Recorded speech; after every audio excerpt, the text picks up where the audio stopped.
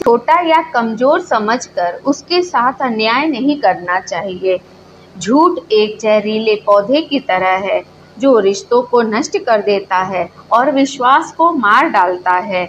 नमस्कार दोस्तों, आज हम एक ऐसी कहानी लेकर आए हैं जो मनोरंजक होने के साथ साथ एक बड़ी सीख भी देता है। अगर हमारी कहानी आपको पसंद आए तो हमारे चैनल को लाइक सब्सक्राइब जरूर कर दीजिएगा। आज की कहानी शुरू करते हैं। आज की कहानी का शीर्षक है तोता और राजा।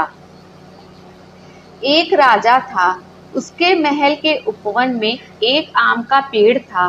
उस आम के पेड़ पर एक तोता रहता था। एक बार तोते को कहीं से सोने की एक अशर्फी मिल गई।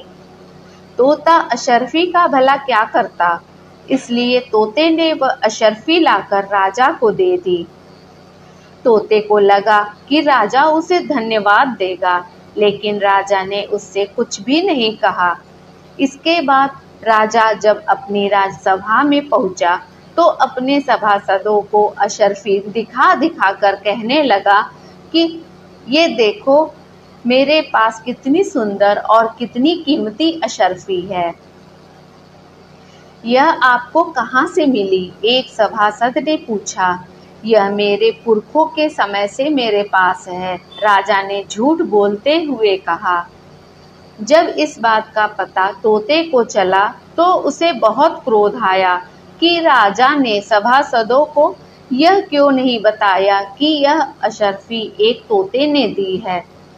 तोते ने राजा के पास जाकर उससे झूठ बोलने का कारण पूछा। यदि मैं कहता कि तुमने मुझे यह अशर्फी दी है तो लोग मुझ पर हंसते कि मैंने एक तोते से अशर्फी ले ली, राजा ने कहा। लेकिन सच तो यही है, तोता बोला। इससे क्या होता है, जो मैं कहूँगा वही सच माना जाएगा, राजा इठलाकर बोला। लेकिन मैं सबको सच बताकर रहूँगा, क्योंकि जब मैंने आपको यह अशर्फी दी है तो आपको मुझे इसका श्रेय देना ही चाहिए। भले ही मैं तोता हूँ तो इससे क्या होता है, व्यक्ति अपने कर्म से बड़ा होता है, जाति धर्म या समुदाय से नहीं। आप राजा हैं, आपको यह बात समझनी चाहिए। तोते ने राजा से कहा, ठीक है, तुमसे जो बने सो कर लो, तुम्हारा कहा कोई नहीं मानेगा, राजा हंसकर बोला। राजा के व्यवहार से क्षुब्ध होकर तोता अपने घोंसले में लौट आया। कुछ देर बाद तोता पेड़ की सबसे ऊंची फुनगी पर बैठ गया और जोर जोर से चिल्ला चिल्ला कर कहने लगा, बात सुनो सब करके गौर, राजा ठहरा पक्का चोर। उसने एक अशर्फी पाई जो तोते ने उसे दिलाई, राजा अब कहता है अपनी जो है एकदम चीज पराई। राजा के नौकरों ने तोते का गाना सुना तो भागकर राजा के पास पहुंचे और तोते के गाने के बारे में उसे बताया। राजा समझ गया कि तोता सबको असली बात बताए बिना नहीं मानेगा। उसने नौकरों को आदेश दिया कि जाकर उस तोते को मार डाले। नौकर राजा का आदेश पाकर तोते को मारने जा पहुंचे, मगर तोते को मारना आसान नहीं था। एक तो वह सबसे ऊंची डाल की फुनगी पर बैठा था और उस पर यहाँ वहाँ फुदक जाता था। तोते ने देखा कि राजा ने उसे मारने के लिए अपने नौकर भेजे हैं, तो वह और जोर जोर से गाने लगा,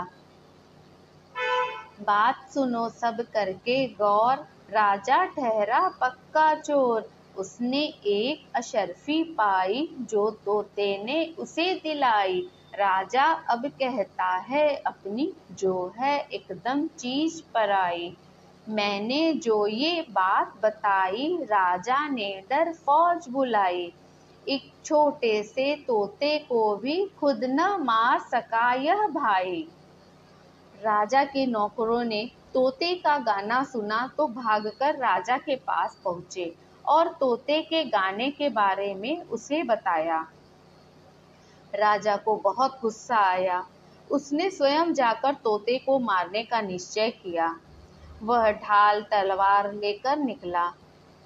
तोते ने देखा कि राजा उसे मारने के लिए तलवार और ढाल लेकर आया है, तो वह और जोर जोर से गाने लगा।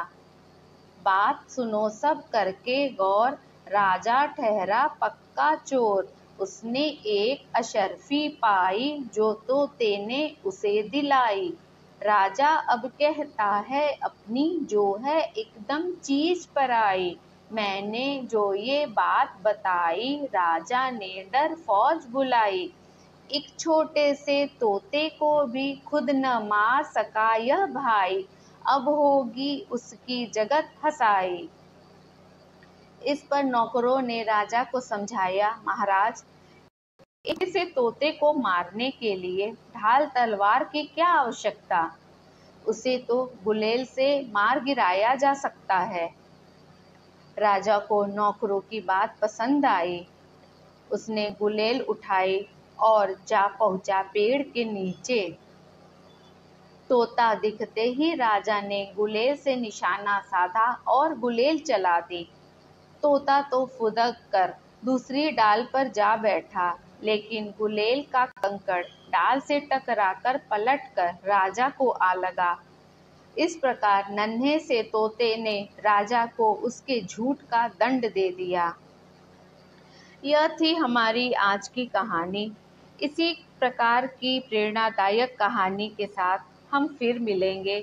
तब तक के लिए नमस्कार।